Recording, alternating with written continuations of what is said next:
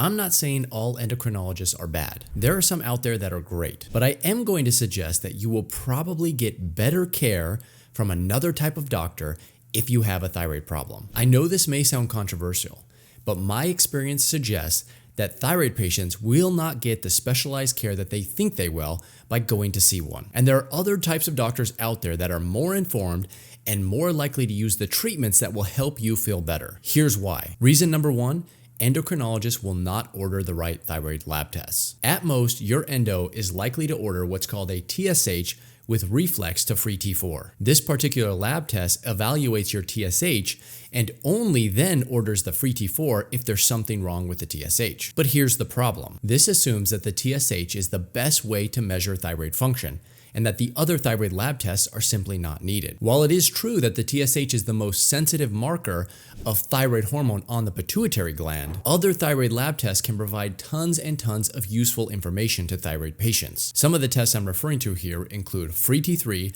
total T3, reverse T3, and thyroid antibodies. But if you were to ask your endocrinologist to order these very tests, they are likely to scoff at you and tell you that they're simply not needed. The reason?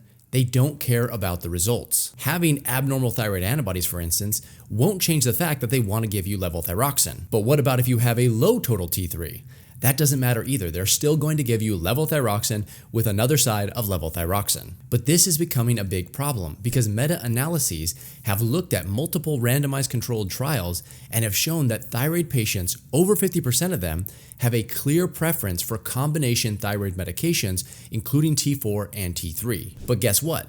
You can't differentiate between thyroid patients who would benefit from additional medications on top of their levothyroxine without looking at these additional thyroid lab tests. And unfortunately, you can't expect your endocrinologist to order these very tests, which would help you determine what type of thyroid medication you would do best on. That's reason number one. Reason number two is that they all treat the same way. I shouldn't say all because there are a handful of endocrinologists who don't fall into this category. But without having ever met your endo, I can say with a high degree of certainty that he or she is probably only going to check your TSH and then adjust your levothyroxine dose based on that metric. It doesn't matter what type of lab test that he or she ordered, what those lab test results show, or how bad you are feeling. Their recommendation is always going to be the same. From their perspective, if your TSH is fine, then you are fine. Period. End of story. And this sort of mentality exists virtually among all endocrinologists. Why? Because this is how they were taught. In fact, this is how all doctors are taught, including primary care providers and general practitioners. And I know this because this is exactly how I was taught. This method of using the TSH and prescribing levothyroxine is what we refer to as the standard of care. Having a standard of care for some sort of disease is actually a good thing because it means no matter where you go or which doctor you see, you can always expect the same treatment. But it only works if the treatment works. And when it comes to thyroid management, there's a lot of data and a lot of research that supports the idea that doctors are failing thyroid patients. If you don't believe me, take a look at this survey of over 12,000 thyroid patients. It shows that on average, thyroid patients gave their doctor a failing grade of 5 out of 10, and they rated the need for new thyroid treatments as a 10 out of 10. Does this sound like a group of people who are happy about how they are being managed or treated? Not at all. And I can tell you from personal experience that thyroid patients who switch from levothyroxine to other alternatives often feel much better and have much higher satisfaction levels. This brings us to reason number 3, which is endocrinologists don't have specialized knowledge. I know it makes logical sense that someone who goes to extra school to learn about a specific condition would have more information about that very condition compared to somebody like a general practitioner. And it is true in many situations, especially those diseases that are uncommon or rare. But hypothyroidism is not rare or uncommon. It's estimated that up to 12% of the population of the United States suffers from hypothyroidism, which is roughly about 39 million people. But beyond this, the bigger problem has to do with how endocrinologists look at the disease. To them, it's a solved problem. As far as they are concerned, if your TSH is normal, then whatever other problems or symptoms you are experiencing must be due to something else other than your thyroid. This is exactly why you hear so many stories about patients who go to their doctor or endocrinologist complaining about thyroid-related symptoms like weight gain, hair loss, depression, fatigue, etc., only to be told that they are either getting older, that they are depressed, or that they need to eat less. Which is probably why we have surveys of thyroid patients that show that these very patients are complaining of the same symptoms for over a decade, and why so many thyroid patients end up on antidepressants instead of receiving changes to their thyroid medication. The reality is that many of these problems could be treated and managed with the right knowledge. You just aren't likely to get that treatment from an endocrinologist. Reason number 4 is that they are set in their ways. You might think intuitively that seeing a specialist is a good idea, because maybe they're more open to new ideas and new treatments and new research. Unfortunately, this assumption is incorrect. By virtue of the fact that endocrinologists treat thyroid patients and conditions day in and day out, they tend to be less likely to use alternative treatment options. I can't tell you how many times I've received emails from thyroid patients who tell me that their doctor or endocrinologist told them that they shouldn't do X, Y, or Z treatment. But why on earth do these people listen to the very doctors who have never actually made them feel better? It doesn't make any sense, and yet so many patients fall into this trap. The idea that these doctors are set in their ways is further reinforced due to echo chambers. Continuing education conferences, where new treatments are supposed to be discussed, are often supported and funded by pharmaceutical companies who are incentivized to push their own medications. As a result, your endocrinologist is unlikely to hear about natural and effective treatment options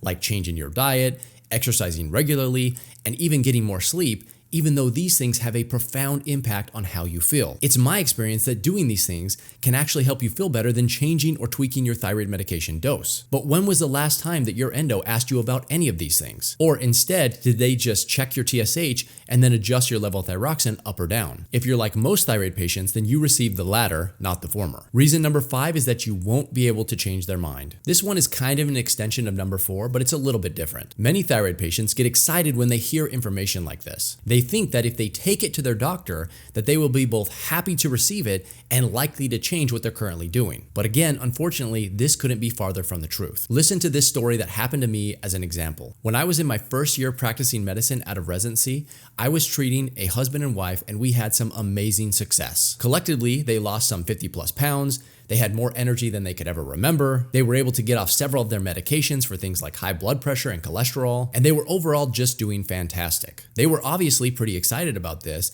so they went to their primary care doctor and told them about me and about what they were doing. But instead of being happy for them and their success, he was more concerned about me, and he was upset with them for going to see me. It didn't matter how good they were feeling or how much success that they had. I learned from this experience that most doctors are not really interested in trying or learning new things. And in fact, they even feel threatened if other patients are getting better success with someone else's treatments compared to theirs. This isn't a universal thing, but it does exist, and it's more prominent than you might think. The moral of the story is that doctors are often unwilling to change what they are doing or how they are treating, even in the face of amazing success and results from others. All this said, it's still worth it to go to your doctor and ask them and bring this information up to see if they're willing to change. Just don't be surprised if they show no interest whatsoever. For most thyroid patients, it's far better just to seek out a second opinion instead of trying to work with your current doctor. With all this said, who should you see instead of an endocrinologist? Here's exactly what I would do if I was starting out. First, find someone who is local to you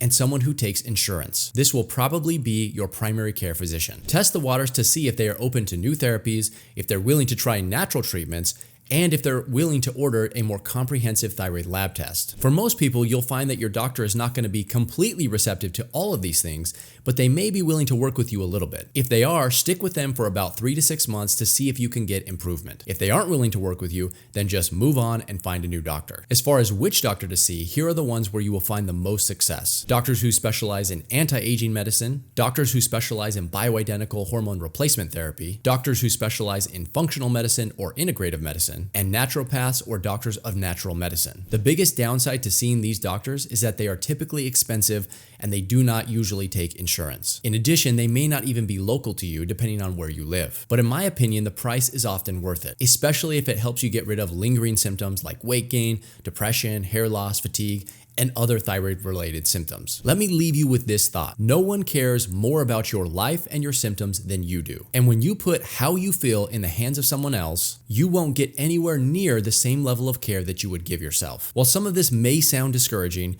there are several things that you can do starting right now that have been proven to help other thyroid patients feel better. Some of those include simple things like just eating more whole foods or exercising regularly or getting more sleep, but you can even add supplements on top of whatever you're doing right now. And if you want to see a list of what I think are the best supplements that have helped the most thyroid patients feel better, then I'd recommend checking out this video next.